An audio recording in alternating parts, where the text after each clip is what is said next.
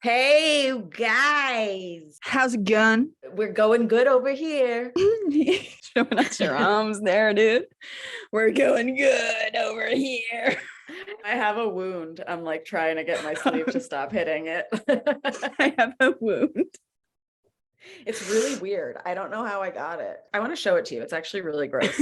Content warning. Peels back the plaster. What the fuck? Exactly. What It is looks that? like a carpet burn sort of thing. It's not a carpet burn. Oh man. Anyway, Robin's going speed dating soon. Yeah, I'm going speed dating on Friday. Because we're talking about dating in this episode. Yes, and I've been doing a lot of that. No, but it's good. This is your It is life. good. That's a good point. This is your life. Thank you. This is your life. This is my life. It is good. The one thing I will say is I'm sick of having the same conversation over and over again. Like everyone's always like, what are you doing in this country? And I'm like, well, let me tell you this. And then I'm like, I should just copy and paste this across the app. That's stand up, baby. You have your elevator pitch. I really do. And then it's annoying because a lot of the girls are into Taylor Swift and that's not my thing, but I know that that's going to get them talking. Okay. And I'm like, I don't want this to be my pickup line. And then I'm stuck in a Taylor Swift loop, which I've already done twice. That part seems up to you. Yeah, but it starts the conversation and then it gets too deep. I start every conversation in life now with like, how do you feel about Scandival? I mean, it was mad. I know. Have we talked about it here? No, probably not. You guys. How do you feel about Scandival? You guys. Heavy drummies. If you don't watch Vanderpump Rules, I'm going to try to do this pitch as best I can because this is what I've been doing. So on Vanderpump Rules, toxic show about hot waiters that all like date and hook up with each other. And like some of them have really serious relationships, some of them less so. A lot of them have known to cheat. One of those people is Tom Sandoval, who used to date Kristen Doty. And then there was like a rumor that he and this girl, Ariana, who also was on this podcast, that they cheated on Kristen once, making out in a pool at the Golden Nugget. They denied it the whole season, whatever. And then him and Kristen broke up and him and Ariana ended up dating. But Ariana has been like his redemption story, basically. They've been dating for the last 10 years. They're basically married. They own a house together. They're like invested in businesses together. And she's like super supportive of him. He is like a narcissist. Okay, I'm not giving the pitch. I'm like giving like the whole tea. This is the full season 1 through 10 of Vanderpump. And then in season 2, episode 6, Tom. Anyway. So then Kristen starts dating. Hi, ladies. Hello. How are you? Good. I was just giving the VPR rundown to the Patreon. Please continue. We've already had this conversation because Ariana and I ran into each other at a party like last weekend. That was your pickup line. I can't stop talking about it. You were explaining it to me because the only time I ever watch Vanderpump Rules is like, when you're at the gym and like they have the TV. It's just on. Like the TV that's like built into like the gym. And so they only have cable channels. So like you're obviously only going to E or Bravo. So like that's like the only time I ever really watched Vanderpump Rules. And like it's been a minute since I've been at the gym. I feel like I would go to the gym if they were playing Bravo. Like that would be incentive. I would be like, okay, cool. 45 minutes of drama and I'm on the treadmill. Great. This is a New Zealander who had never heard of Bravo.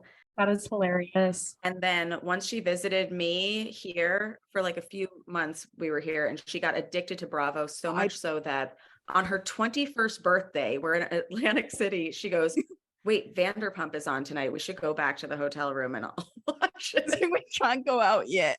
That's incredible. That's dedication. Great. I pay £5 a month for it, for a streaming software that only does like US reality. And I hardly ever watch it, but I need to know that if I want to watch it, it's there, ready to go. I mean, I'm all up on Love Island, but I watch it on Hulu, which like we also talked a little bit about, but I had to step away because you guys were like further ahead. I just watched the reunion. But I have caught up. I've caught up to where Hulu has episodes, so we're now like in the last week. Do you know what's so fucked up? I am so disinterested in Love Island now because they're not talking about Scandival. I'm like, do you guys even know what's going on in the world? No, they've been locked in a villa for 2 months, Remy. There's no way. No, I get mad at scripted shows too. I'm like, how come they're not talking about Tom and Raquel? Yeah, I did watch a TikTok about this guy explaining Scandival to another guy, like on a whiteboard, and that really helped me understand what was the gravity of the situation. Good. Team Ariana. On that note, Ariana Nathani. Look at that. That was quite the segue. How come? How come? How come I can't achieve? How come I can't achieve? I'm rolling up my sleeves. I'm rolling up my sleeves. Oh baby, I believe these guests can help. 'Cause I can't do it by myself. I wanna jizz. It's hard to compete with that, Ariana. She's amazing. And she's been on this podcast too. And we love her and we support her. And I cannot wait to see what single Ariana looks like, because we've really never gotten that. Yeah. You are the founder and host of Drinks First, which is an NYC dating and lifestyle podcast. I think it is a genius podcast. Thank you. You're welcome. Can you explain it to anybody who has not heard it before? Absolutely. I interview anonymous singles who are based in New York City, and my listeners can match with them. Okay. How? So basically, like I listened to one of them, and it's like you basically interview / like go on the first date with them, so that everybody else can just like listen in and be like, oh, I'm like interested in this person. Yeah. How did this come about? So I, like you, grew up in New York City, and when I moved back after college, you know, you already have a community built in here, which is great. And then I had even more community because, like, I had friends from college who moved. I had my brother's friends, et cetera, et cetera. Every conversation I was having, it did not matter. Like, this was back in 2019, so pre-COVID. It didn't matter, like, age, gender, sexuality, preference. Everybody was like, dating is so fucking hard in New York. And, like, why am I getting ghosted? And, like, why I'm so tired of dating apps. And again, this is like pre-COVID, before we were all forced to be on dating apps for like 2 years. And people were already tired of it. And so I was like listening to a lot of podcasts at the time. My like day-to-day job, I'm a product designer. So I like listen, I do a lot of user research where I like listen to a lot of people and their grievances, and I try and figure out a solution to them. And so I was like solutionizing. There has to be a better way. Has to be a better way. And this isn't a perfect way, but I was like, I have a lot of really great friends, and I'm sure that like you have a lot of really great friends, right? So then why aren't they like meeting and having like good relationships, you know? Because we're all like, there's no shortage of those kinds of people in New York City. So I was like, all right, how do I get people to meet in a way that's like maybe a little more unbiased than dating apps, and a little more fun, a little more holistic? And that is how the podcast came about. Yeah, it's really, really awesome and really smart. And it's like so voyeuristic. Yeah. Some people like, you're like, oh, I would never end up on a date with this person because I don't know if I would want them for me. But it's really interesting to like hear their inner workings, and then you can like send the episode to a friend and maybe they're interested in that person. Yeah, absolutely. That's like, if you spend 40 minutes listening to someone, then you may be, and you don't even know what they look like. That part too, I really, really like, because I think that's another thing that gets in the way of dating is everything is so surface, especially with dating apps. It's like your best curated photos, or like the, you know, even the colors of the photos might attract you to the person. But if the person, like, I don't know, I hate writing prompts. I don't think I shine. Yeah. It's a very like specific kind of person who can be very successful on a dating app. And that's barring even just like the statistics that like, you know, Asian men are the least swiped people on dating apps. You know, Black women might have a harder time on dating apps. Like, and when you're on a dating app, you spend 2 seconds making a decision about yes or no, do I want to like maybe connect with this person? Whereas if you were at a bar and this person might approach you, like your attraction to them is determined on totally different factors. So but even at a bar too, you might want to be like, because you're accustomed to the stats that you at least get on a dating app, you're like, I want to know this, this, and this from you, but I might feel uncomfortable asking you because it feels like an interview.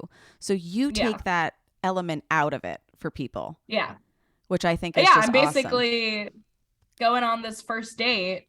You're on the date. I'm on the date. But in a way that like they feel more comfortable. Yeah, it's respectful, but they also feel comfortable opening up to me more than they would on a first date. So they will reveal their red flags. Like not everybody is perfect, you know? And no, I love that. And it's anonymous. So there's no like skin off their back coming on my podcast and like being honest. So how do you find your guests? You were saying initially it was friends. Yeah. So initially it was like friends, people in my circle. And then as the community started growing, I put out an application form. And so I have like thousands of applicants of people who want to come on the show. And if it's somebody that I am not referred to or don't directly know, then I will like do a but I think they sound interesting. I'll do like them some way. Yeah, I'll do like a pre-interview with them and then ask them to be on the show if I think they're a good fit. For the most part, I will have people that I know are like really good, eligible people. Like, great. If there are, thousands of people applying, like I'm going to do my best to put the best people forward, but it's also people who are comfortable talking about themselves. Like you might be really eligible, but if you can't sit and have an hour-long conversation with me, then like this might not be the best medium for you. You might be better suited to be a listener. But I've had people that I know would also just be like amazing content. So fair. Yeah. You're not necessarily saying like, I back this person. It's just like, listen, this is a person that exists and is dating. Yeah. So it's a little bit of anyone ever gotten 0 responses? Yeah. I mean, also like at the beginning when I had like 2 followers, like obviously people weren't as engaged, but now, it's definitely ramped up. Yeah. So what happens when people say that they're interested in a person? So at the beginning, I was like just managing it through Instagram DMs. Like I just sent people, like if somebody slid into my DMs and they were like, oh, I'm interested in like episode 6, then I'd be like, okay, fill out this little like questionnaire. What's your name? How old are you? Like, what do you do? Send me a picture of yourself and I will like forward that onto the guest, and then the guest will decide whether or not they want to match. That was really early on. Now I've made it like more holistic on both ends. So I have like a Google form you'll fill out and it'll ask you all of those questions and you can choose to include a picture or not to include a picture. And then right. I was going to say some people might want an even playing field. Exactly. And then there's also like a place that you can put in why you thought this person was like intriguing to you. Like, why do you want to meet them? And there's also a lot of people don't know, but there's an option to like match with someone on the form platonically. So I was going to ask that because if you think somebody's like really interesting or like I was saying, I was listening to that polyamorous episode. I'm sure a lot of people who might be curious about getting into polyamory are like, oh, I'd love to like meet up with that guy and like learn more about his life. You hit the nail on the head. Like, because people are also like coming to New York City. I didn't have this experience because obviously we grew up here. We grew up here. Yeah. We had the community, but coming to New York City is very hard to make friends. And, people say that to me all the time. And so people listen to my podcast and they say, hey, this person sounds really interesting. Like, I'd like to be friends with them. That's also an option. Yeah. You guys, I don't know if I've said it, but episode 33 with the polyamory guy, listen to it. Like, I wish it was an episode of this podcast. I was so jealous. I loved it. That was a really, really interesting one. Really, really good. Yeah. I just like loved how open he was. Like, and he agreed to do it obviously because it was anonymous. And that is really the big like caveat that lets people really open up on the show. I think if you're set up, which a lot of people, if you don't meet on a dating app or something, you're usually set up by somebody who knows you or they happen to know you in your other life. So you might not be as open on a first date because then it's like, why would I invest this much information into a person that like, A, I don't know if I'm that invested in them, but like, B, they know all my friends. Yeah, absolutely. So it's definitely a mix, and I try and Mhm. get a lot of really diverse range of people and topics on the podcast. Like Mhm. obviously having somebody who's polyamorous, like they are not obviously single. Right. And that's like one of the criteria I have for my show. But I was like, this is a real thing. In the past, I'm not single anymore, but prior to being single in the past like 2 years that leading up to it, I started seeing like on Bumble even just like the tag ENM Yeah. more and more and more, which means ethical non-monogamy. Yeah. And that is a different relationship structure in a way that polyamory is a different relationship structure. And those people are still out here dating. Absolutely. And I think it's becoming way more common that people are exploring different relationship structures, and there's just not that much education about it. And if it is, I think it's very much coming from people who are and this makes sense, either in the queer community, like I don't think there's that much conversation around it for people who are heterosexual. And then 2, it's come from people who might be older, so it seems inaccessible to somebody who might be in college or fresh out of college, that like, oh, ethical non-monogamy or polyamory or any other relationship structure might be actually a viable option for them. Totally. Like in Scandival, like why aren't they all just polyamorous? Literally, well, they should be. They should be. But the thing about Scandival is they like to lie and cheat. It's a kink. They like the drama. They're maniacal. Yeah. So you're in a relationship now. How did you find your person? I really, really like badly want to lie and say that we met through Drinks First, but because it's not just the podcast, I also do events. Yes. And a lot of people meet through that also, but no, we met on Bumble. Cute. So it works. Sometimes that works. Yeah. It's like, listen, we talk about different sex toys that work for different people. That doesn't mean that's necessarily going to work for me, you know? Different apps for different chaps. Yeah. Yeah. And I mean, it was just right person, right time kind of situation, I think. You know, I'm not anti-dating app. Like I don't think they're perfect. Like even coming from a product design perspective, like I don't think they are designed for the user at all. So, you know, if you are on a dating app and it's collecting your data for years, like, don't you think it would be able to spit out people that you would actually be really interested? Whereas where people are on Hinge and they're like, why am I getting the fuggliest people on my Hinge? Like everyone says that. So or like, why am I getting like stupid idiots? Like, can't you track their conversations and know that they're dumb and that they use the word females a lot? Like, that's not for me. Yeah. And the big thing is that if dating apps actually helped you meet someone like successfully, then they lose a customer. And that's not a good business model. So I say, look at dating apps. I'm not anti-dating app because I think they're a good way to meet somebody outside of your circle, but don't use them as a means to an end. They're not the only option. So no, they're like definitely, I think there's something that you can do in between meeting people in real life and other ways. You know, it can't be the only thing. It just can be like a supplement at times. Exactly. And I think people look at it as like the only option, and it's not.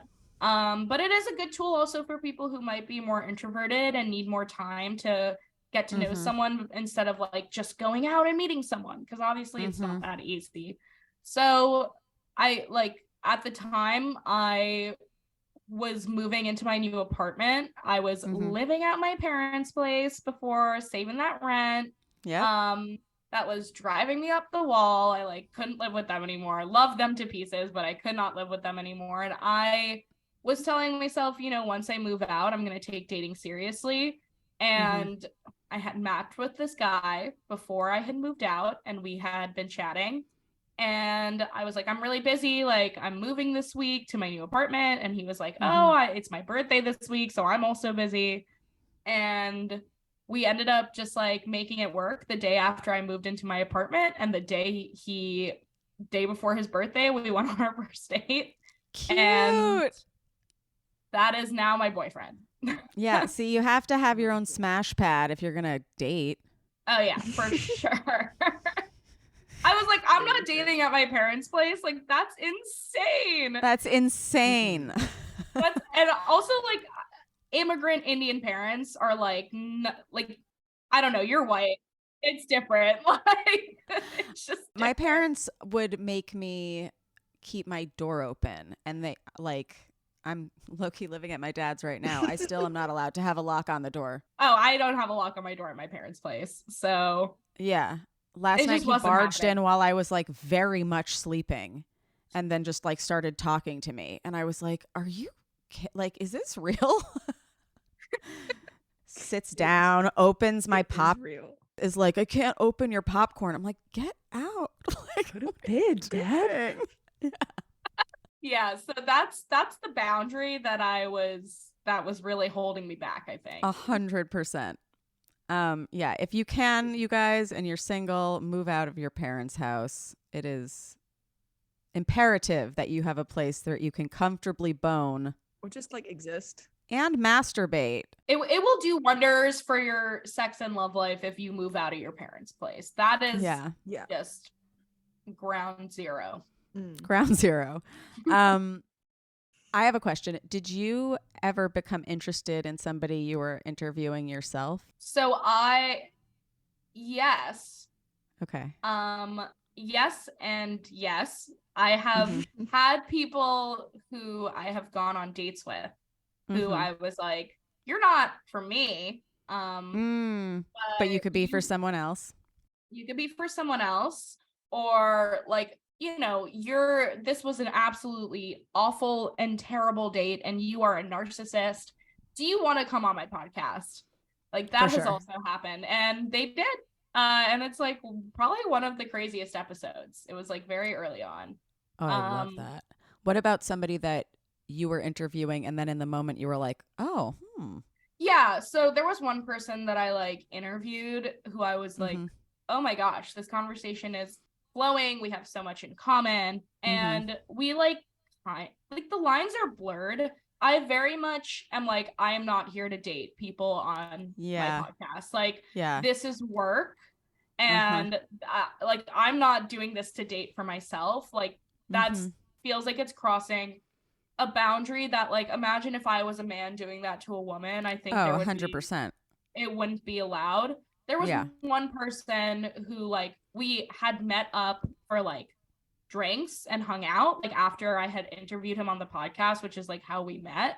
And it kind of like just felt like a date, but it didn't amount to anything. And like, I would rather that it didn't anyway, just because I want to keep that boundary pretty set. Yeah. So no, that's fair. Yeah. Good answer. Do you have a favorite success story from the podcast or from the parties? Yeah, I mean, I have a lot, but there's one that was just kind of like surprising to me that I don't even know that she knows that she met through one of my events. Just like through the grapevine, I heard. I started throwing events in like around summer of 2021 when like COVID in New York was like, it was like lifting. Feral Girl summer and people were like horny as hell. Vaxxed and waxed. Literally. So, you know, that's kind of when I started throwing my first events. And this like big New York City TikToker was like at one of my events. And I think about a year later, I found out that like it was one of my very first events. It was pretty small. It was like under 150 people. She met her boyfriend at my event. Oh my God. And I don't think she knows that to this day. That like that's what that was and that's how she met him. But I found out through like a mutual friend, and he was like, yeah, they met at your party. And there's like Reddit threads about them. And oh my God, that's so cute. And people are like, because she kind of keeps his I'm not saying who it is because she keeps his personality hidden. For the most part, I'm sure that's like just privacy. I totally understand that boundary. But I've literally seen like, oh my God, this is this is like the worst thing in the world, but sometimes I go on to like the New York City influencer snark Reddit. Have you ever heard about this? No. It is the Wild West. It is a crazy, crazy place. I've never partaken in any of the conversation, but it's fun. It's fun and also like incredibly disparaging and hard to read because it's a lot of anonymous people basically talking about New York City influencers, and for the most part in like a negative light. So it's Reddit, it's the internet. It's snarking, like that's literally a thing people do. And there's an entire thread on that Reddit about this TikToker and who her boyfriend is and how they met. And people are trying to figure out what his identity is on the thread. And I'm just like secretly like, like I know. So fun so to I know. thought that's kind of fun. I know something you don't. I know something you will never know. Never know. So that's fun. I like that success story. I wish she knew though. I don't think she knows. Tell her. I don't know her that well, really at all. But you know, if I ever see her in tell person, her. Yeah. I'm gonna tell her if I see her in person, because it would be really great if she ever wanted to plug me, you know? For sure. You say plug me on this podcast and it means like something else entirely. Something totally different. She's like, I'll give you a shout out, but I'm not going to plug you. Is that something you guys talk about on the podcast? Because I haven't listened to enough episodes. I'm going to listen to more. But do you talk about kinks and stuff? Yeah. We talk about all sorts of things. It really depends on how comfortable and open and like what the guests want to talk about. Mm-hmm. Like, I will really let them steer the conversation. There are some people who are like, I really just want to like talk about my sex life. Like, let me talk about the time I hooked up with the person in my Uber pool, you know? Like, people are really excited to kind of share those stories. And then that kind of there are more nuanced conversations also, obviously, like about polyamory, also talks about like ethical non-monogamy. I've had people on the podcast who are ethically non-monogamous. And I've had lots of people on the podcast who are queer, who I've had people who are trans and talking about their experiences. So it really runs a wide gamut. And we definitely here and there do talk about like kinks and sex and like, you know, like if there's somebody who's like, listen, it's imperative that I use a butt plug during sex. And like, that has been like a hurdle in like a lot of my relationships. So like DM me if you're good with that. Yeah. I mean, I'm trying to think of a specific example because there've been quite a few episodes, but like there definitely are people who like, you know, talk about their sexual preferences. Okay, wait. I just want to go back to for success stories. Are there favorite ones that people have called in to be matched up? I mean, they're not together anymore. No, but that doesn't necessarily define a success story. Exactly. A lot of people ask me like, what's your success rate? And I'm like, how do you define success? Because I started this podcast when I was freshly 23. Now I'm 26. Like, my priorities when dating when I was 23 were very different than what I'm at 26. And, you know, when you're younger, people kind of just want to maybe have fun, date as many people as they can, play the field. And success is like, oh, well, I met someone new and I went on a date. Or success is I hooked up with someone, or I have like a situationship, or success is like I made a new friend. So it really, or success could also mean like I've been in a relationship for 2 years. So it's like success is listening to an episode that makes you feel seen, and then you can move about the world in like a more comfortable way. Totally. So that's why when people ask like success stories or success rate, I'm like, that looks so different for so many people who have like participated in Drinks First. Yeah. I mean, I think it's successful in just opening up the conversation of like, this is dating right now. This is what people want to know. This is what people want to tell you. Like, these are different types of people who are out in the world right now and available for you. Like, I think it's really interesting for people. Like, I'm in a relationship. I'm not looking to dating, but it's interesting for me to like, oh, look, this is what they're doing right now. Yeah, I want to touch on that because like you brought it up earlier, like the voyeurism factor of the whole show. Like, this show is not, like, it might sound very niche. Oh, New York City singles, but it is not at all. I have charted in multiple countries. People are really interested in like New York City lifestyle. And then I have like couples who listen to it, people who aren't single, because not only is it just like learning about relationships and people dating, and people love hearing dating stories, it's also, it's lifestyle in New York. It's every episode I start out asking like, their favorite where's your favorite place? Exactly. Yeah. Like, where do you like to eat? Where do you like to go out? And that's like such a New York thing to gauge like what kind of person they might be. And it's also a really good way to get personalized. Good way to get a list. Yeah, exactly. And on top of all of that, it's like there is a fascination with hearing about people's dating lives.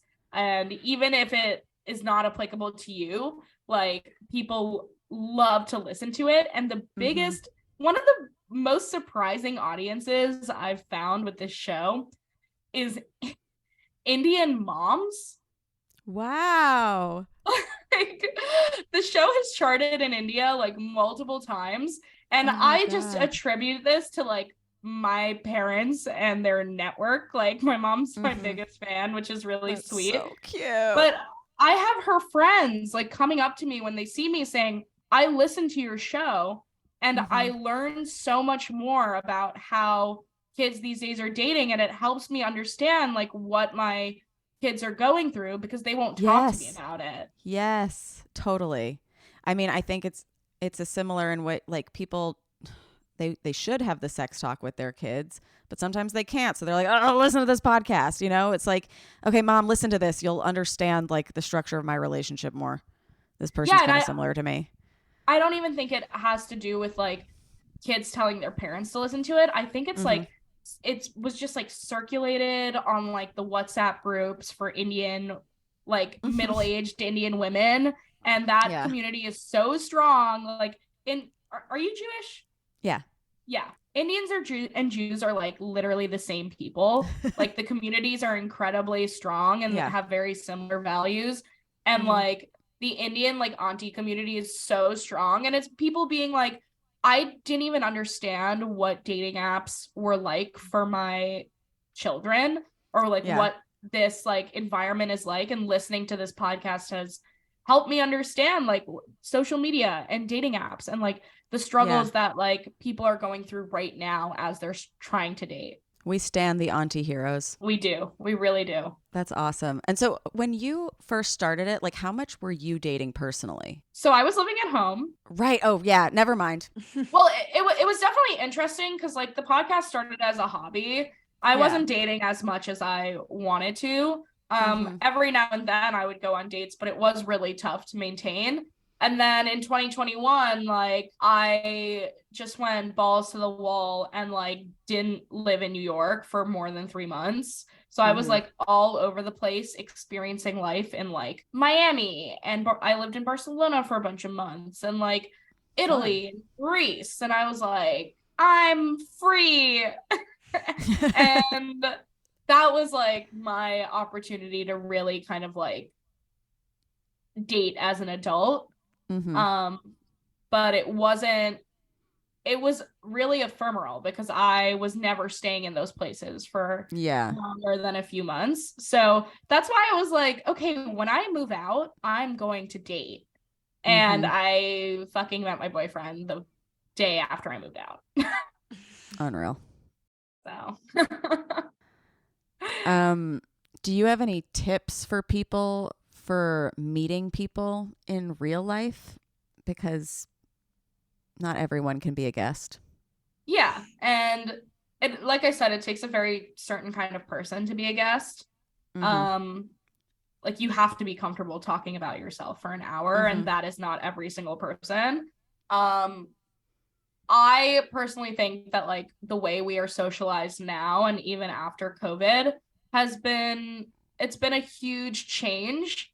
Even from when I was in college, which was pre-COVID, that people are very comfortable like kind of sticking to their groups, and you'll feel that like anytime you kind of go out, there isn't so much like every girl is like, I just want to go out and like be approached by someone and like meet someone while I'm out.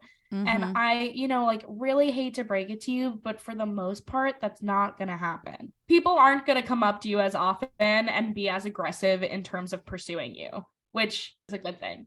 And I'll tell you why. It's like, one, because people kind of don't know how to socialize anymore outside of like being online.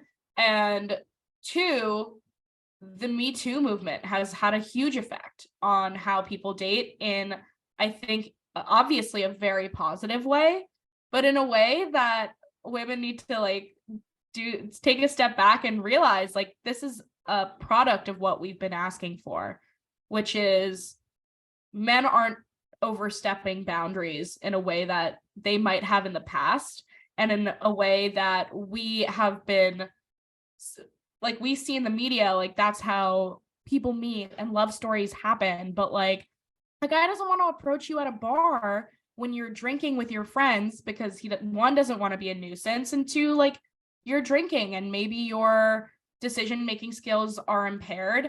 And the more men I talk to, the more I see how much of a concern this is for them, that they don't want to do anything wrong. And that is a good education to have, like, but we have to realize like that is part of us asking for that boundary and that respect, is like people aren't going to come up to you as often. So you pursue them. Yeah, I think women in New York City are built different. Oh my God, the way that I see women pursue men at my events, I'm like, honestly, maybe we need to chill the fuck out. It is like aggressive. Like some women can be really aggressive and very straightforward. So in a sense, I think there does need to be like a sort of check and balance there. But to meet people in real life, like it's very easy to say like, oh, come to my events, I'm creating a space where all of these people who want to meet in a different way, they're in a certain age group, and maybe they share very similar values, and that's why they came to drinks first, and that's why the events are so successful, and that's why I have 2,000 people like coming to parties. But at the end of the day, that's like not a perfect environment for every person. Not everybody is going to thrive in a party environment when there are a lot of people, and you have to put yourself out of your comfort zone. So it feels like the mega bachelor. Like you have to be like, sorry, can I talk to you for a second? Like, exactly. Can I steal him for a second? Couple we have a chat. Yeah. Can we have a chat? Can I put you for a chat? Crack on, love. I see you for a minute. Yeah, what's the crack? You're the hottest girl in this villa. You're completing my type on paper. I promise my head won't be turned. Oh, you've really thrown a spanner in the works, mate.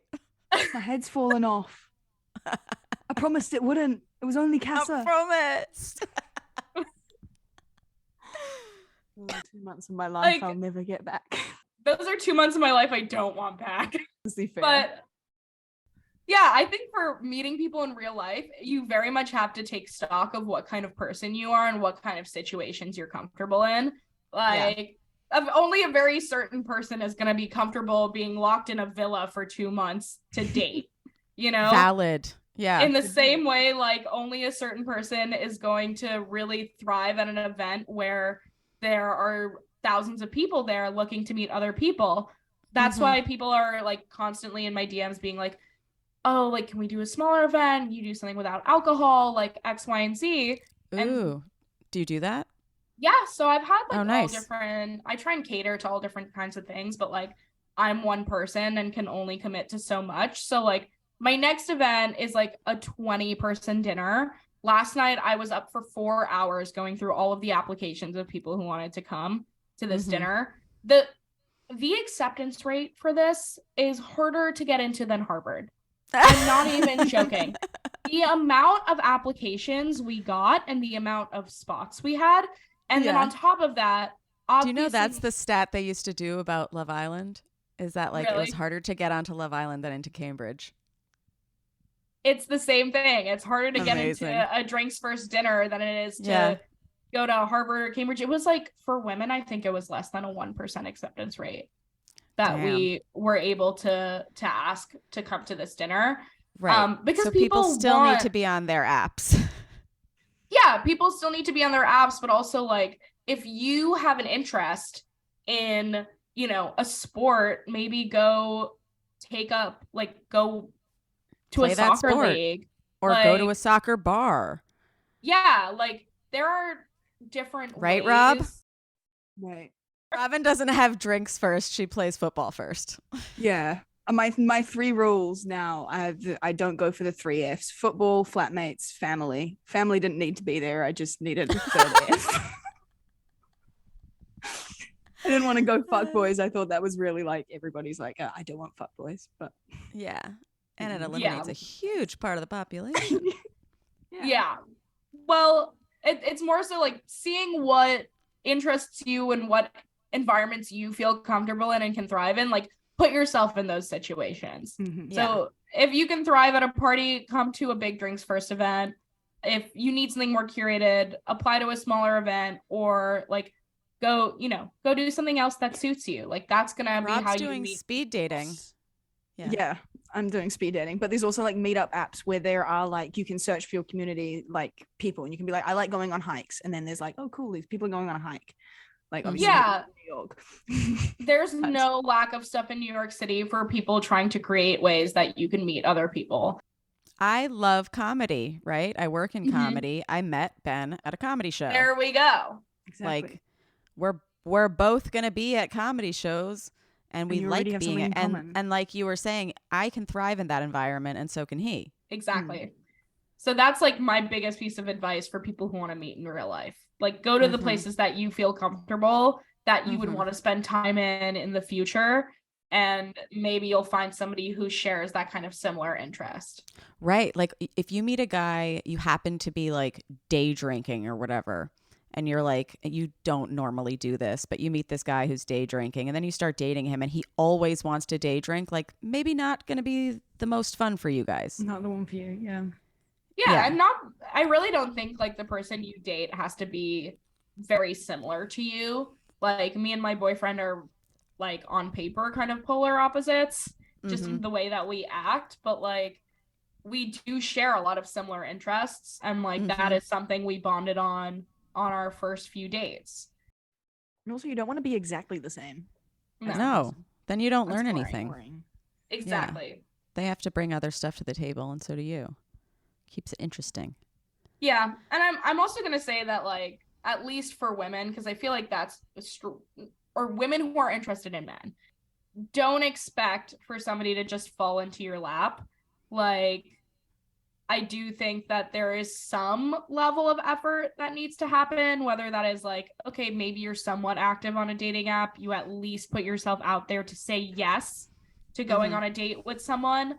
Like the perfect person for the most part doesn't usually just like appear right in front of you. So you need to like put yourself in situations in which that could potentially happen. Yeah, no. And then for queer people, I think, who get to listen to your podcast and listen to queer people's dating stories, they might not know what the watering holes are, where you find other people. They don't know about the woods. Yep. They don't know about the cubby hole. They don't know about the lesser known ones. They don't know. Pieces and Juliet's and like all of these places. Yeah. Yeah. What do you think of that ring that just came out by Pear that's supposed to indicate to people that you're single? I have not heard about this. Yeah, I just heard about it, so I think it is fairly new. And It is well new. I asked our listeners what they think about it, because my first like response was like, oh, that's amazing. I think that's actually really fun. Like, it's like kind of like a green light that like you can come up and talk to me. And then it's like an anti like engagement ring. Exactly. And a lot of people were like, absolutely not. My first thought is Yeah. men using this as an excuse to harass women. Can't we already approach people respectfully? Good idea, but I think people will feel too awkward or embarrassed to let it catch on. Creepy. My single status doesn't need to be signified like this. Some people said love it. Some people said I think I need it. I feel like also you can choose when to wear it and when not to wear it. It's not as though you're being forced to wear it That 24/7. You can That wear it to an too. event and be like, hey, I'm single, or like not wear it. Yeah. And then, you know, like you don't have to. Yeah. It's gonna Um, take like such a large amount of education though for people to Mhm. know what that even means. So like Right.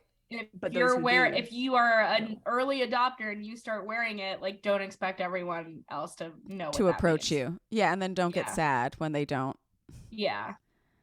But if you're somebody who's chronically online and you see somebody else who already knows what it is, and you're like, oh my God, we're on the same side of Instagram. Mm. Yeah, it could work for like a very specific kind of person, you know, like, oh, you and I have the same For You page and got advertised the same thing. But what I will say, like, again, if this is geared towards women who are like looking for men, like, no, it's men geared are- towards everybody. But Okay. yeah, but you can Like- say stuff that is heteronormative. Yeah, like that specifically, like men are really stupid. And like they even if you like didn't like even if you were wearing it and somebody knew what it meant, like I have a feeling they wouldn't process it.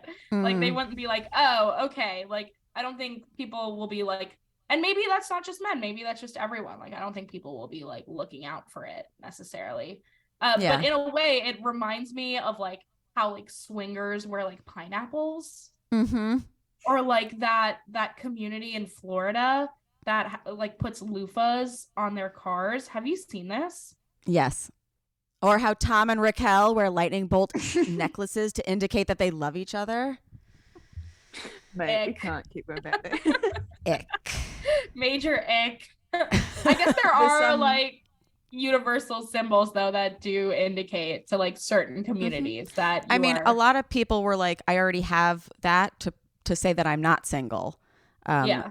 You know, like, do we need both? People already don't respect the ring that says you're not single. Like, why would it matter? Yeah, Which I that's don't a good know. point. It does. This, It does sound. It could be cute and fun. It does sound. It could be really annoying and lead to more harassment. With their membership, though, you also get a lifetime membership to their events. So they have like single events and festivals and everything. Oh, Okay. Pear does. Yeah, they've got Pear Fest, which is the world's biggest singles festival. You get a unique membership, and it's Everything now is trying to be a membership club. Everything. yeah. Like it's like this idea of exclusivity is like the most important thing I'm seeing. Dating events, dating apps, social clubs. Post-COVID, people were very used to being in their circle. And as much as people were like excited to be out in public again, people are most comfortable with people that they are like they don't want to like waste their time. I think people are like very like precious about their time, so they only want to be in environments that like curate to them and their kind of taste. And we are so heavily trending towards this, like everything is a membership, everything is like a curated exclusive experience. Why are there like 7 to 8 member clubs in New York City and like more of them are opening? Like it's like I do partake in that culture to some degree, but it also is very infuriating like to see it happening when we preach inclusivity, but everything's trending towards exclusivity. But okay, let's say that we like the Pear. Everybody can buy the Pear. Yeah, I don't think it hurts anyone. Like Yeah, You don't anyone have can to be buy it. in. You don't have to be in the club.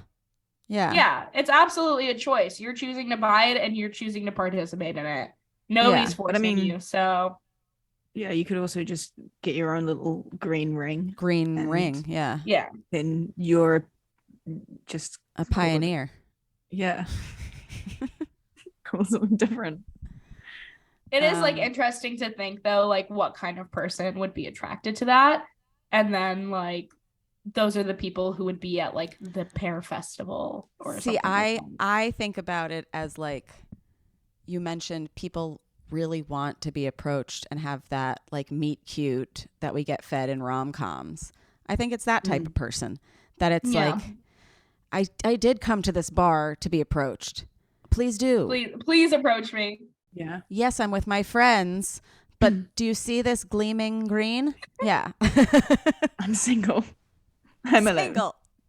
I'm interested to see if it will take off. I mean, we're talking about it, so clearly they're doing something right.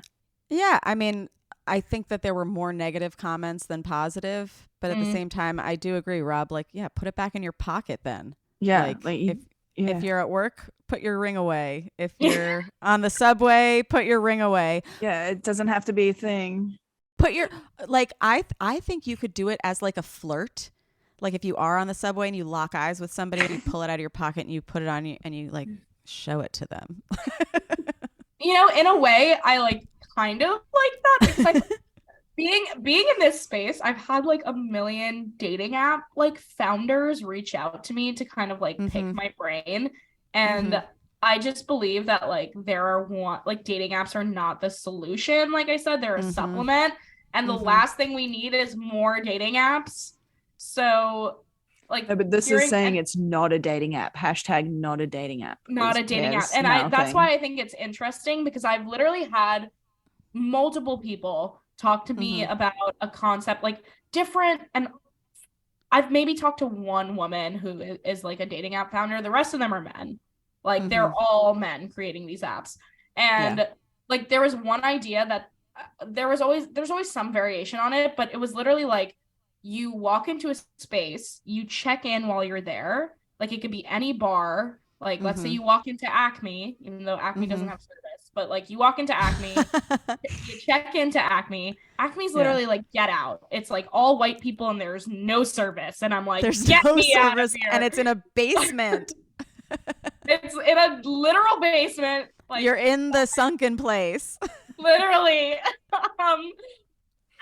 Regardless, you're in Acme, you check in, and then you can like swipe on the people who are like in Acme, like with you in the way that like kind of Raya has like a map feature, something like that. And I'm like, why are like you are literally taking you're sucking the physical in out the place. of being in the place. Like what, you want everybody to walk into the place and be looking down on their phone and like swiping on people who are right in front of them? Like tell me how that works. Because they were like, that we sounds just wanna, wild. like facilitate conversation in a physical space. And I'm like, just say you don't know how to talk to girls. Oh my God. But regardless, like I think that this is like a nicer solution to that in the sense that like it is physically in a space, like you're not on your phone. It's not like a ping being like, I'm here, like let's get sucked into the screen. So that's a plus. I thought you said, I'm here, let's suck. I was like, Jesus. All right. That's actually their next ring. Their next ring is going to be like, just let's suck. Just let's suck. Ready to go. It's a nice indigo, the let's suck ring. The let's suck ring. Oh my gosh. You mentioned that you were raised in an Indian family. Were you allowed to date growing up? Were they supportive of relationships? Did you get a sex talk? All that stuff.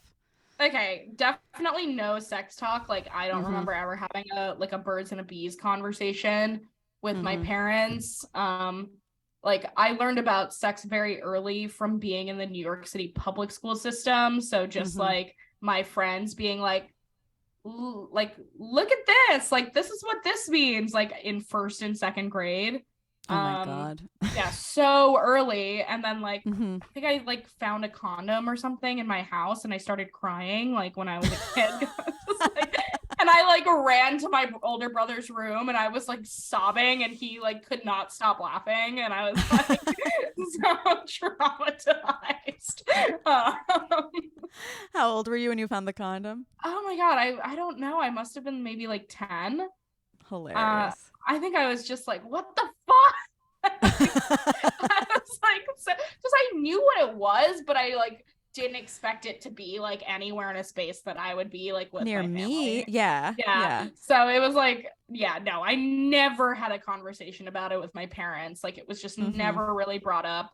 I felt like even if you do have a conversation, you cry sometimes, because I told my mom that I learned about blowjobs, and she was like, yeah, like people do that. And I was like, are you saying you've done that? And she was like, I'm not saying that. And I started hysterically crying and locked myself in the bathroom. yeah. So same thing. Yeah. It was definitely an education I got just like being in school. And it's just not something that like Indian parents really talk about at all. I wasn't really dating in school. I went to all girls school from 10th grade onwards. So they're just, I made it 10 times harder on myself to even try and date. My parents just didn't really talk about it because they just assumed I wasn't dating. But like my mom like read my Facebook messages when I was a kid. Like that's how she found out I had my first kiss. Oh my God. And she got so mad at me. My mom was like, I can't believe you lied to me. You shouldn't be doing X, Y, and Z. And so it like made it very hard for me to trust my parents with that sort of information. And I mean, looking back on it, I understand like their sort of like, we had very different upbringings. Obviously, I'm first generation, like they were brought up in India. Like it could not have been more different. So it was a major shock to my parents when it was 2019 and I was like, I'm going to start a sex and dating podcast. Yeah. Like my mom was incredibly supportive. My dad just like doesn't listen to it, which is great for me. Love that for its us. own way. Yeah. I'm like, I hope you never listen to it. That would make me very happy. But it was kind of a shock to her because she didn't even think about like me being somebody who was dating. My first boyfriend was when I was studying abroad. And I met my like first boyfriend in London. And you literally need to be out of your parents' house to date. Oh yeah. That's like you need to be out of their country. You need to get away from them. It's very much been like a tether for me. I don't think they've ever meant it to be, but it definitely was maybe like naturally imposed. And when I was studying abroad, I knew that like I wanted to go on a trip with my boyfriend. So at that point, I was like, fuck, I need to tell my parents. Like, I need to tell them because, like, what? I'm just going to tell them I'm going to Morocco with this random guy. Like, no, they need to know that I'm like dating. Absolutely not. Yeah. So I'm like in the Dublin airport I'm like on my way to Dublin going to visit a friend. I was like in London at the time and I FaceTimed my mom. And we were like having a normal conversation. And then at the very end of the conversation, I'm like, by the way, I'm seeing someone. And she's like, what? And I'm like, I'm dating someone. I have a boyfriend. My mom starts crying. Oh, no. Crying tears of joy. Oh, yay. It was such a shock to her that I could even that she could even fathom me dating and like finding someone. She was just so happy that I finally my God. Jesus, Mom, calm down. And I was like, I don't really know how to tell my dad about it. And she was like, I can tell him. And I was like, no, I'll tell him. Then I hung up the phone and I called my dad 2 minutes later. He picks up and he's like, oh, Mom told me. I was like, okay. She works quick, that woman. Oh, she works very quick. But yeah, I mean, as I got older, it became less stigmatized. I definitely felt like a lot of imbalance because I had an older brother and like he was able to date and he had his first girlfriend his senior year of high school and I was a freshman in high school and he was allowed to have his like girlfriends sleep over, and I wasn't even Yeah. allowed to have my guy friends in my room with my door open, like my door closed, like my door had to be open. So it was definitely like hard for me to kind of like date around them or even trust them with any information, because like clearly they were monitoring me at all times. And there was now a they're double chillers. standard. Yeah, that's good. Yeah, now they're like super chill. Yeah. And you know, I have to believe that some of that is also just like because I found some success in this. Like if I was like for 3 years devoting myself to like a sex and dating podcast and it wasn't successful, I don't think my parents would be like as gung. They're like, oh, my daughter's like in the New York Times, like they can brag about it. Like, so I think I think they're like okay with it now. Good. No, I'm glad. And like, it doesn't matter how you get there, as long as you figured out your dating life, like that's really the most important thing. Like, it doesn't have to be with them. No, and I'm still figuring it out. Like, this is the longest relationship I've ever been in, and navigating that. It's been over a year now. Mazel tov. Which is like not that. Thank you. I'm the kind of person that like when I'm dating, if I know that it's not going to work out, I'm like very quick to be like, okay, it's not working, let's move on. So I've never had like prior to this, I never had a relationship that was like longer than I think maybe 9 months. And so now this is like, it's a little more serious. Like my parents live in the same city that my parents and my brother live in the same city that like I am like dating in. So it's easier to like have my family around and then having to like integrate my relationship into like my family life. It's all very, it's not like, it's all something I'm navigating and still figuring out. And like, I don't know if that was like similar for you, like having your family in the same place that like you're dating. But it's different. It's definitely different. It is. The funniest thing is when they're like when I was with my ex, my dad and my mom, they would always be like, oh, just break up. Like we have so many great people to set you up with. And the second I broke up, I'm like, where are these people? You lied. Liars. They just didn't like him, but that's fair. I mean, honestly, Indian parents are very quick to set people up because it's like it's all part of the culture, you know, prior to the like, I mean, arranged marriages are still very much a thing. So people are circulating their kids around. Like we don't have family in the States. So we like have a lot of family friends, which are just like other Indian people who are also immigrants who like grew up in the tri-state area.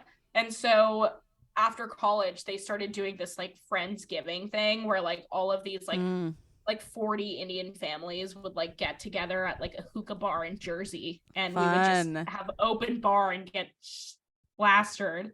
And that's what Thanksgiving is for us. But there was like one point in the night where they were like, okay, the like single kid from every family needs to like go up and like make a speech, like introduce the family like to the rest of the people. And I was like, this is insane. Like, it was like, hi, like I'm Ariana, this is my family, those are my parents, like, and here's my number and my birth chart, like literally. And I was like, what the fuck is this? They're very quick to like want to set you up with people. Speed dating. No, it was literally speed dating. It's interesting because especially in this like sex and dating space, I barely, if any, see any like Indian creators. And then specifically in like the dating podcast space, I rarely ever see women of color, period. I don't think I've ever seen an Indian woman kind of in the dating podcast space, really. At least there wasn't when I started 3 years ago. So there's definitely like taboo around sharing these stories when you have like, you know, that kind of cultural element to it. And I've been lucky that my parents are like pretty supportive, and so is my family. And I think a lot of that is, like I said, because I've found some success, and also that most of them don't listen to it. So that's great. Yeah. Yeah. Do you watch the show Married at First Sight? No, but I have heard of it. It's a social experiment, and I'm watching the Australian version right now, and I really like it. And it's arranged marriages. They meet at first sight, and they're set up by matchmakers and stuff.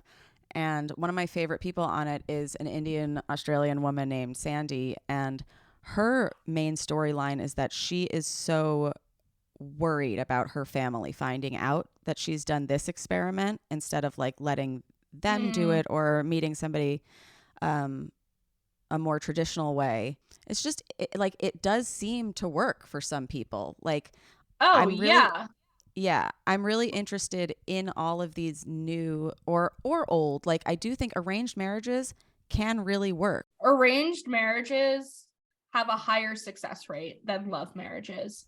Really? And and I mean, Indian matchmaking is like a really big show on Netflix. Like, people really love Indian that. matchmaking. Yeah. So, I mean, obviously, like, kind of the stuff around like Seema and the way that she does matchmaking, like, people kind of make fun of, but it is like it's a good insight into like it still exists. A lot of my cousins who are like in their 30s, they had arranged marriages, and they like came to the States and studied. They don't even live in India. It's like, I have a cousin who like grew up and lives in Dubai, 2 cousins who like grew up and live in Japan. Like, they're very globalized. They're very like, they came to New York for college. Like, they're totally normal people and good looking and whatever, smart, successful, come from good families. They all did arranged marriages. And wow, they're all like very successfully married to amazing, they all happen to be guys. They're all successfully married to like amazing women, and some of them have kids, and they're in like happy marriages. Like, it very much does work for the people who like want to do it, and it's not taboo. It's not like, oh my God, I'm being forced into an arranged marriage. There's definitely some people, I'm sure, who are like that, but of course, yeah. No, but that's nice to know that it's like, this is something that I've entered into of my own volition as well, because I've seen that it works. Yeah. No, I think it's like, I love things having to do with different ways to enter into a relationship. Like, that's why I think your podcast is really interesting, because it's kind of like Love is Blind as an experiment or whatever. And that has worked for some people.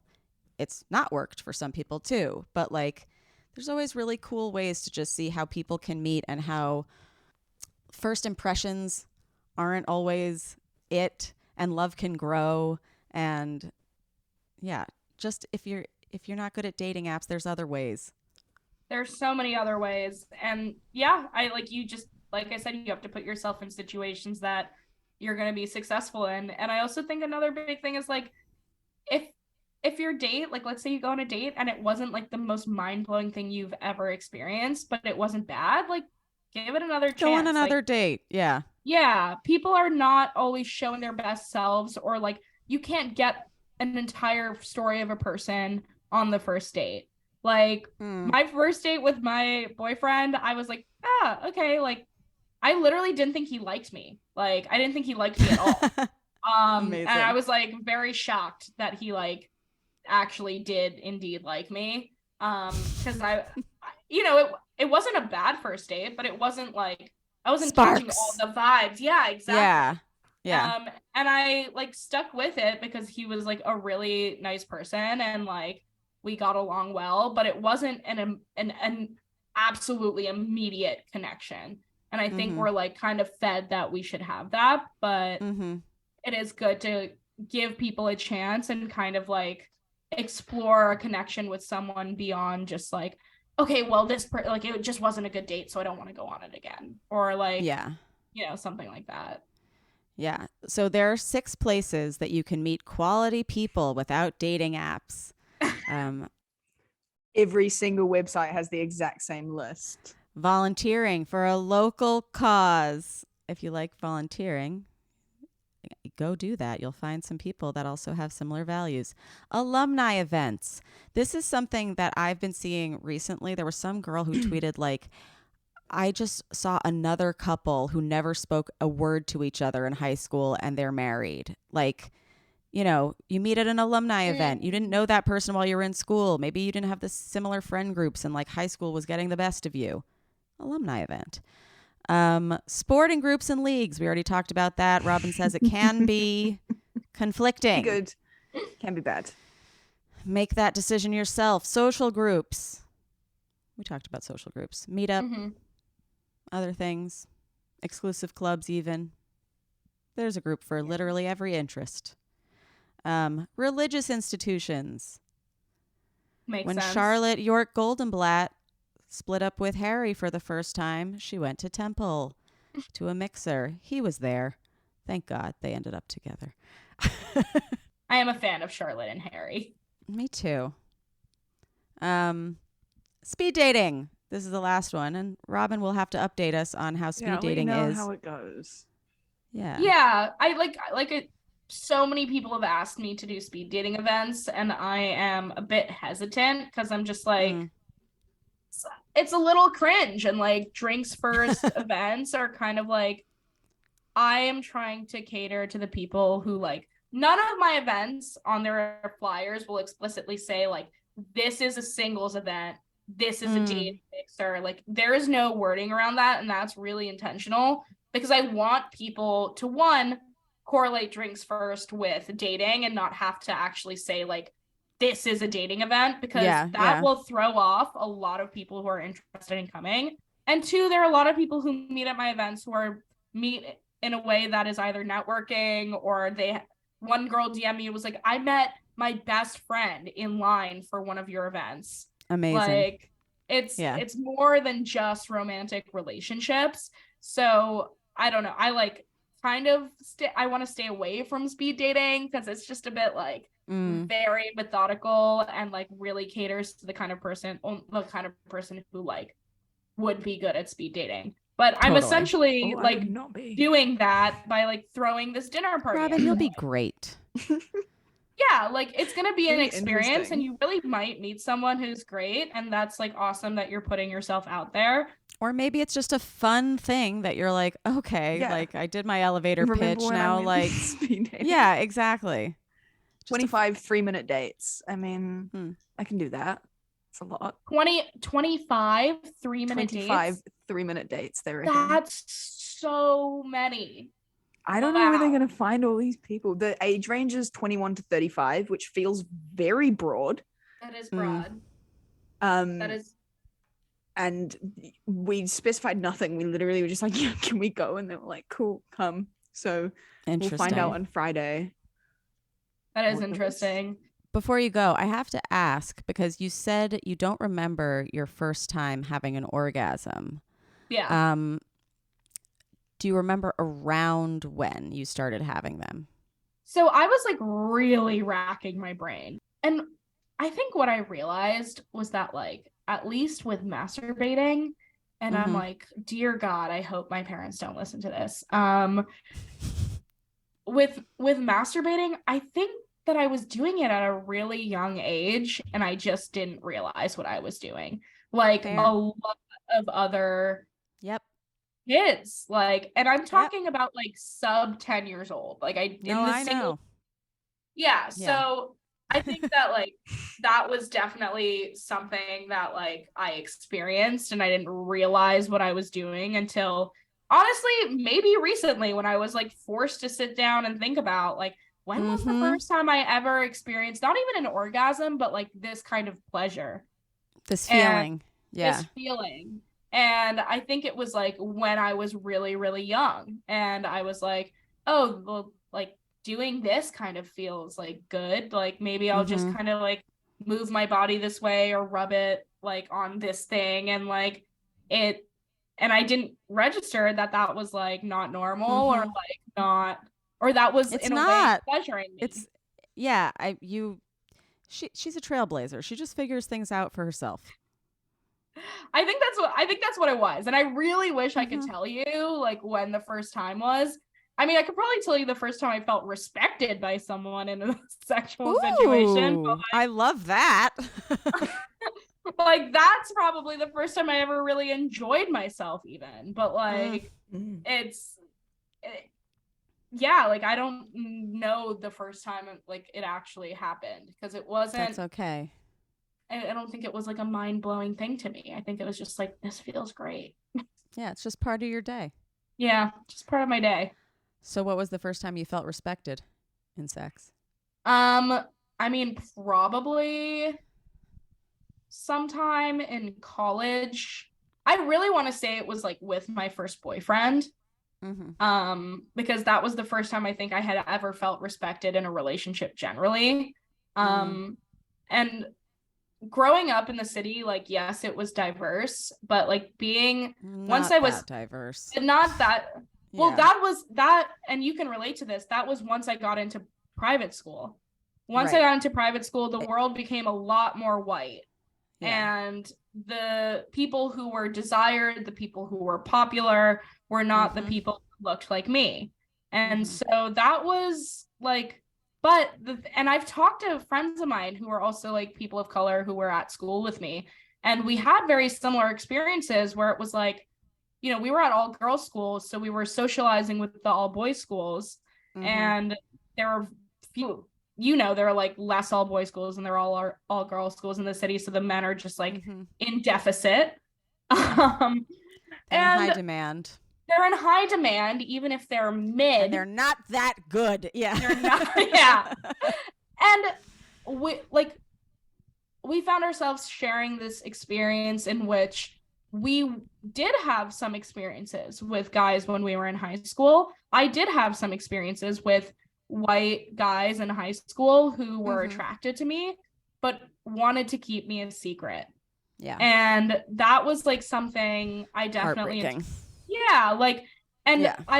once I shared it with like other friends who were people of color who I went to high school with in this like very white environment, a lot of them had this similar experience where it was like, we were desired, we were attractive to people, but they were ashamed of being attracted to us. And therefore, like, that was internalized in my sort of like my high school experience, that I was like, it's okay for me to like, and anyway, I was being secretive about it because I was like at my parents and I didn't have that relationship with them. So I was so used to being secretive and like internalizing kind of like not talking about who I was with and like what that felt like. And I think I carried that a bit into college. And it's hard. When I was, and like I allowed myself to be disrespected because I thought it was normal. And it wasn't until I was in a relationship that I like truly, which was when I was like 20, 21, where I truly felt that like I was seen and somebody was like proud to be with me, and I was respected, and it felt good to be, you know, shown off and not have to hide anything from anyone. And I think that like really contributed also to just like sexual pleasure. You know, you just enjoy yourself more knowing that you feel better about yourself in that relationship. And that somebody is like seeing you completely. And like just really taking it in. And like, they like it and they want like it. And they don't feel the need to keep it a secret. Like I think a lot of people, even if they haven't gone through the experience of being a minority, I think a lot of people have been kept a secret. And it is not nice. It's the worst feeling. And it's not just being a minority. I think it's something a lot, like you said, a lot of people can relate to, whether it's your sexuality that you have to hide, or, you know, I've experienced this also as somebody who's like a curvy woman. Like I didn't have like the body type that was naturally desired by most people, but there are people out there who desire me and want me, and I don't have to change my body to be a certain kind of person for me to be attractive to someone else. And it doesn't matter, like people experience that in all sorts of relationships. You don't have to just be a minority. So it's not a nice feeling. I think a lot of people experience it, but I think getting to a place where you are finally respected by someone else and seen by someone else is like all the better to make your sex life even better, just to tie it back to totally. Yeah.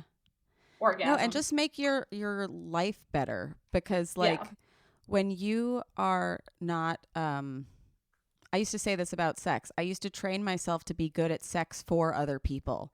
The same way I would try to train myself to be digestible for other people, for what most people want, you know. I have a similar feeling about my body type. People would secretly have sex with me and then date stick thin women.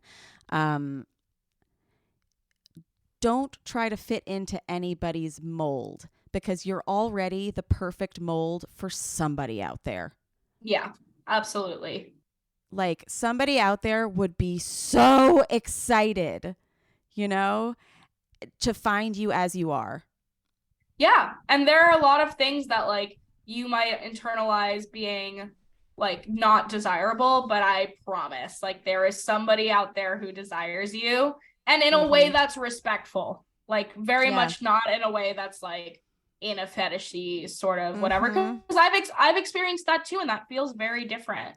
So and you know the difference. You can tell. You know the difference. You definitely can tell the difference. So, you know, it does break my heart, like having, even just reflecting back on experiences that I had growing up, but knowing what, like really knowing what you deserve, and that you don't have to do like X, Y, and Z to your body to make yourself better to anyone else. Like when you are fully present in your body is when you are most going to enjoy sex. When you are present and you are enjoying it, like you're not self-conscious about yourself.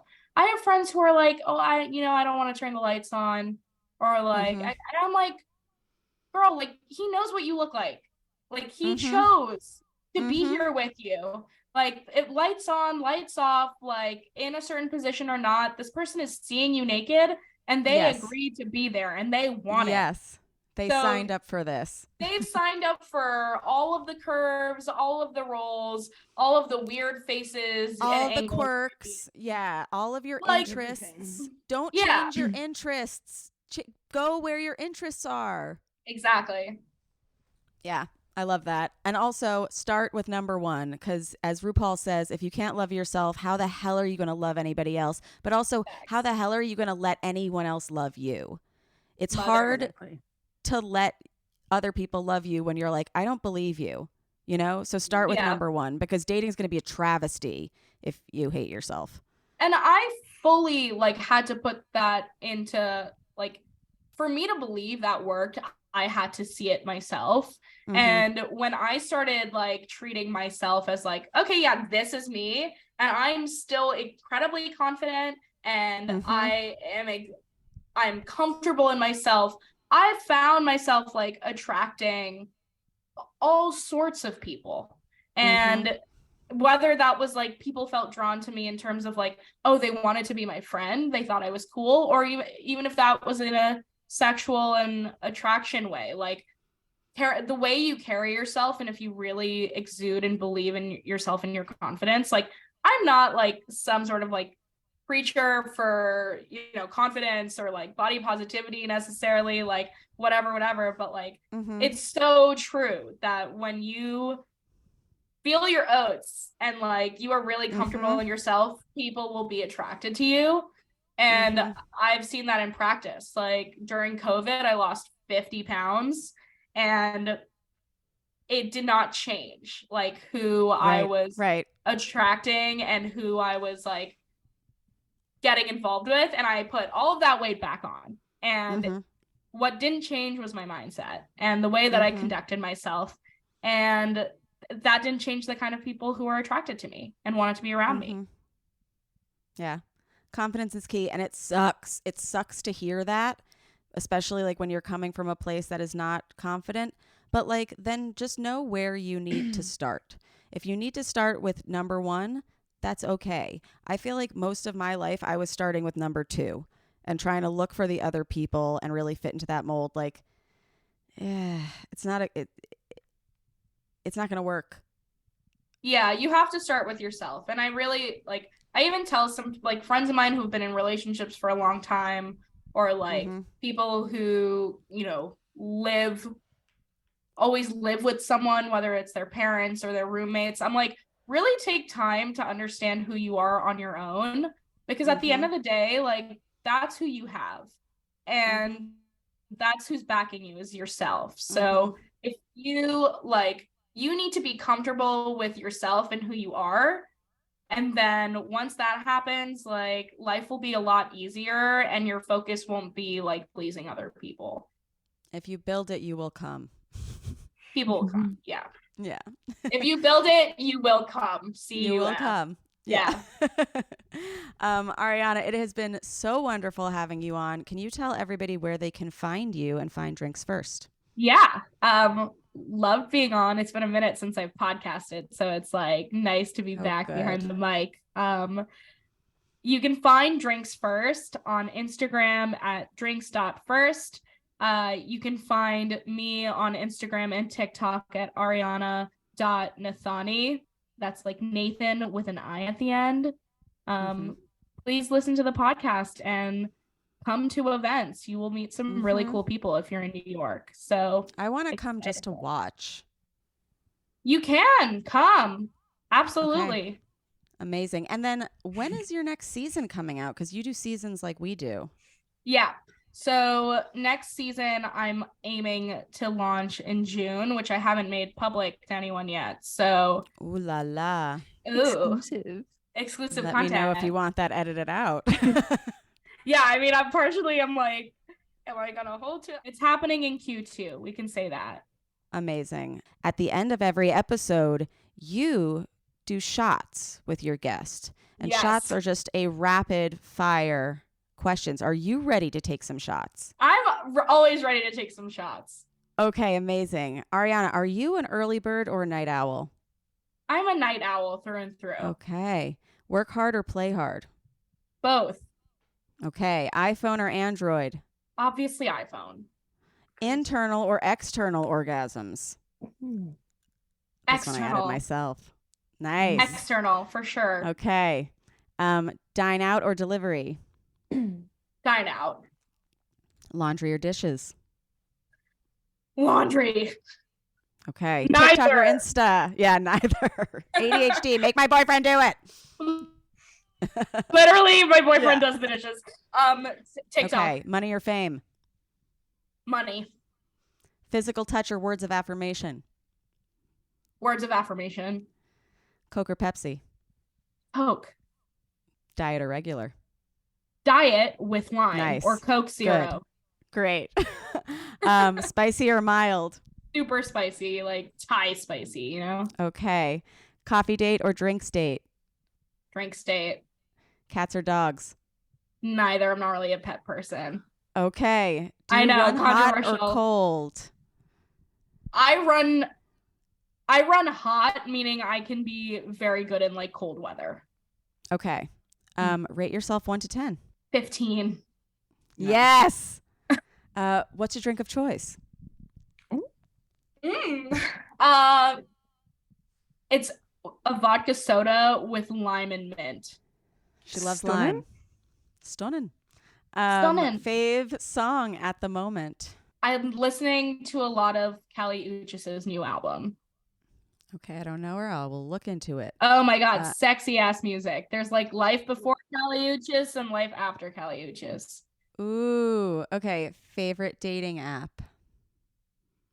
Like, I guess Bumble, because that's how I met my boyfriend, but Yes. I currently still have Locks Club because they have a game on it that I like to play with my boyfriend and I throw events with them, and Field because I also throw events with them, and Nice. I believe in their mission of like different relationship dating. Yeah. So Yeah.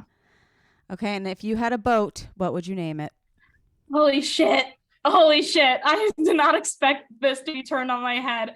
And you would really think I'd have an answer. Probably like SS Pinky, because Pinky is my my childhood stuffed animal and my most prized possession. Cute. I love that. I think my boat, I'm not going to answer the other questions for me right now, but I think my boat would be called The Owl and the Pussycat, because there's a little poem about the owl and the pussycat's a little romance, and they sail on a pea green boat. Oh, I love that. I love people's answers to the boat question because they never expect it. Yeah. Well, we have a question of our own that we ask to everybody after a sexual experience and after this podcast. Ariana Nathani, did you finish? Oh, I finished. Okay. Good. Thank you so much for coming. Thanks for having me. I've had so much fun. You're amazing. Thank you for being here. And you guys, we'll see you next time on How Come. Bye. Bye. Bye. It's not you, it's me. I try so hard to finish honestly. They say you'll know when you go all the way from A right down to O. Oh no, I think that I've still got a ways to go. Oh, I'm sick of this and I have got to know. How come? How come? How come I can't achieve? How come I can't achieve? I'm rolling up my sleeves. I'm rolling up my sleeves. Oh baby, I believe these guests can help. 'Cause I can't do it by myself. I wanna just